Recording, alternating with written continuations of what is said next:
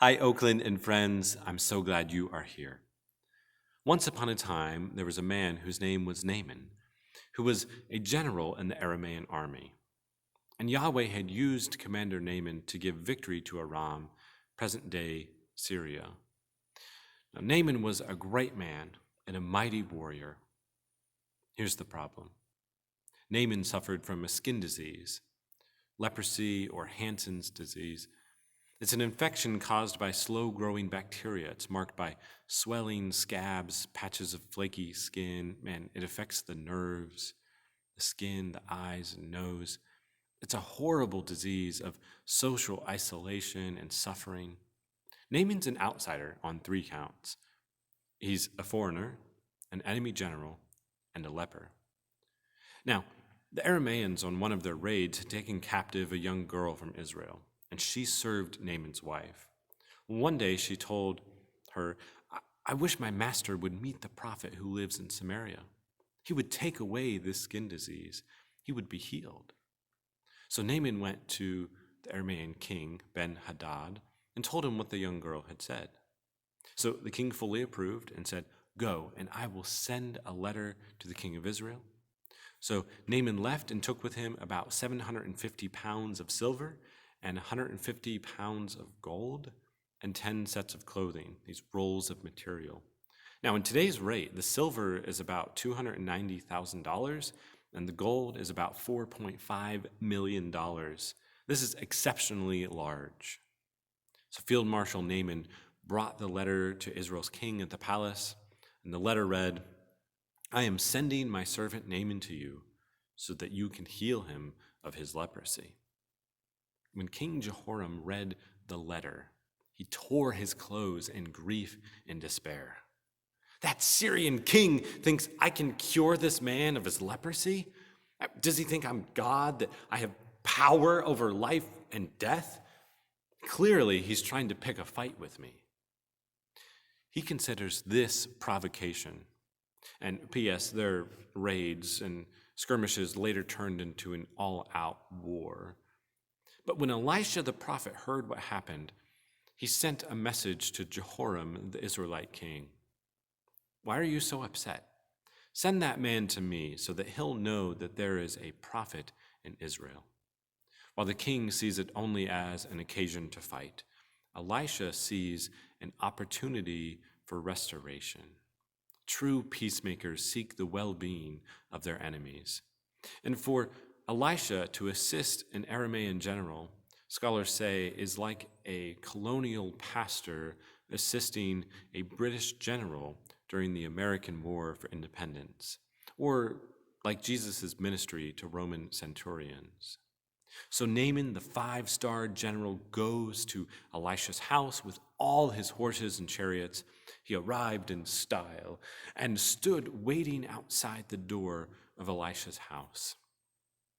Now, Elisha sent out a messenger to Naaman who said, Go and wash in the Jordan River 7 times, and your skin will be restored. You will be healed and clean. Now, how does Naaman respond? He became furiously angry. Incensed, he stormed off. I thought he would personally come out to me, stand and call on the name of Yahweh his God, wave his hand over the affected area, and get rid of the disease. Aren't the rivers in Damascus, the natural beauty of the Abana and the Pharpar, better than all the water in Israel? Why shouldn't I wash in them and be clean? He definitely has a low opinion of Israel. He seems desperate in going to Elijah, yet Naaman is angry. He came all this way. He expected to be received with respect, and he only gets the equivalent of a text message saying, Go to the river. Are you kidding me? I thought my way was the best way. He doesn't even have the decency to greet a person like me. Naaman expected immediate attention, a healing on the spot. And Elisha's command seems to be about ritual cleansing for leprosy. In that case, he could have done it elsewhere. If you look up Leviticus 14, you'll see instructions on ceremonial washing in water for skin diseases, and the number 7 occurs frequently, including a 7-day quarantine, symbolizing completeness of healing. Well, mad as a hornet, Naaman turned and went away with a rage. But his humble servants caught up with him and said, "Sir, if the prophet had asked you to do something difficult and heroic, wouldn't you have done it? You should certainly obey with this simple, go and wash and be clean." And here's the turnaround. He listens, humbles himself, goes to the Jordan River, and plunges himself into the water 7 times, as the man of God had instructed him. And his skin became as healthy as a little baby's. He was healed, good as new. And then Naaman and his whole company go back to Elisha, and he came and personally stood before the prophet. He's changed. He's been cleansed. There's no leprosy, no pride in his heart. This change is demonstrated in what he says next. Naaman said, "Now I know that there is no God in all the world except in Israel. I'm so grateful. Please accept this gift." But Elisha replied, "As surely as God lives, whom I serve, I will not accept any gifts." Elisha wants him to know that he didn't do it for personal financial gain, and that God gets all the praise and glory. In other words, I don't want the credit. God gets the credit. Now, that is a beautiful attitude. Had Elisha been involved in the healing, it would not be clear the living God is the one who healed Naaman. So Naaman says, "All right, but please let me load 2 of my mules, with dirt from this place, and I'll take it back with me. From now on, I'm only offering sacrifices to the Lord. I'll worship no other God. But I pray God will pardon me when my master, my boss, goes into the temple of the god Ramon, the thunderer, to worship. May God forgive me." You see, Naaman's duties as the king's right-hand man included bowing down to the state god. And he wanted to build a personal altar to Yahweh, the true living God. And Elisha granted him the pardon and replied, "Go in peace." It's shalom, meaning wholeness and full enjoyment of life in relationship with God. But all is not well.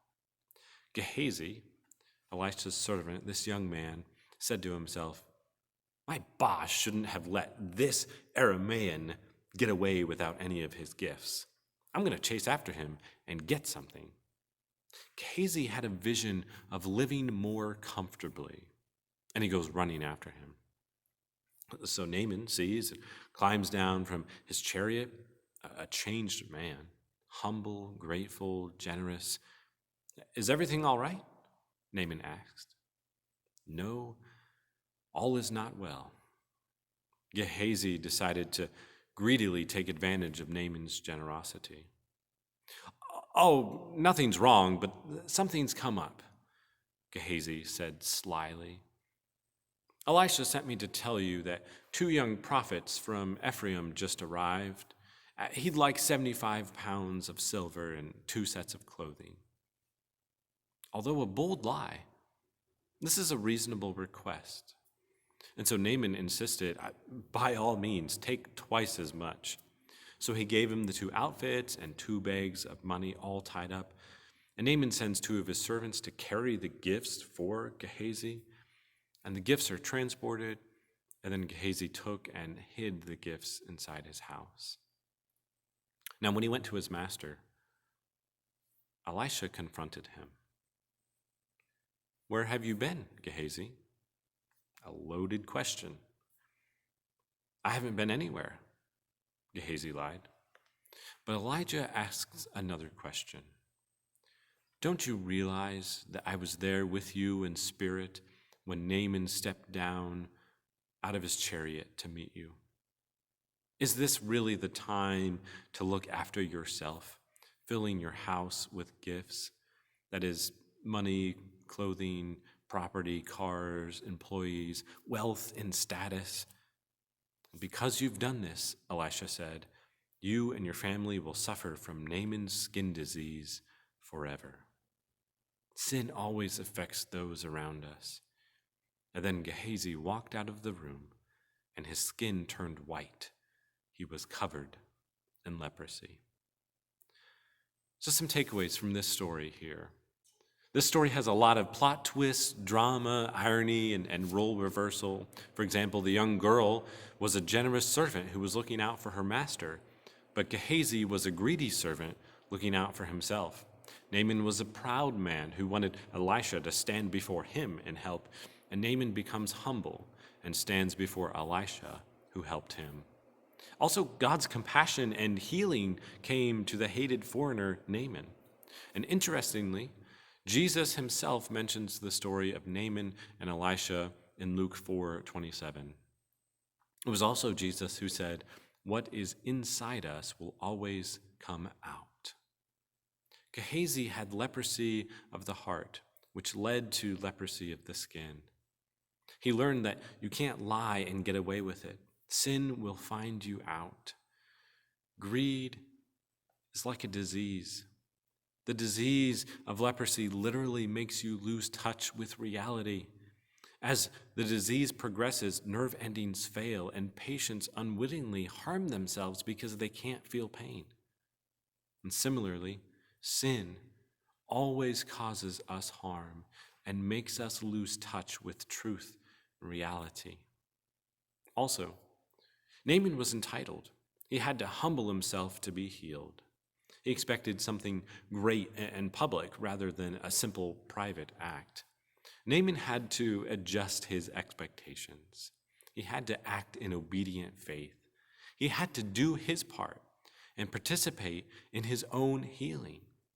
God is radically interested in partnering with humans. And when Naaman's skin was changed, so was his heart, his attitude, and behavior. Naaman was healed physically, socially, and spiritually. He's given new life. He no longer seeks special treatment, but does things God's way, not the way he prefers. Naaman had to learn that God's grace can't be purchased. We don't serve God for personal gain or selfish ambition to get something out of it for ourselves. When we put our interests before God's, things break down. Also, God will often test us with small things, and those who are faithful in little things are entrusted with more. We can never become dependent on prophets or pastors or people. Our faith is in the living God, the one who heals and cleanses us from the inside out. So here's what you can do, a little application. Remember your baptism. Pray, "Wash me, Lord.